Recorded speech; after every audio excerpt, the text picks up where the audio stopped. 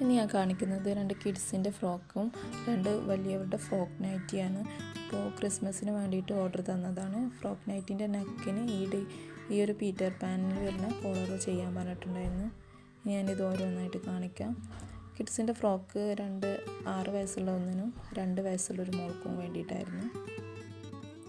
പിന്നെ frock nightie അതുപോലെ തന്നെ 2 വലിയവരുടെ 2 ഫ്രോക്ക് നൈറ്റി അവർ സെലക്ട് ചെയ്യുന്നത്. ഇതിൻ്റെ സ്ലീവിൽ ഈ ഒരു ലേസ് വെച്ചിട്ടുണ്ട്. അത് അവർ പറഞ്ഞതായിരുന്നു പുറത്തേക്കൊക്കെ പോകുമ്പോൾ നമുക്ക് ഇടാൻ വേണ്ടിയിട്ട്. അപ്പോൾ സ്ലീവിൻ്റെ അവിടെ ഒരു ലേസ് വെച്ചാൽ നന്നായിരിക്കും എന്ന് അവർ പറഞ്ഞിരുന്നു.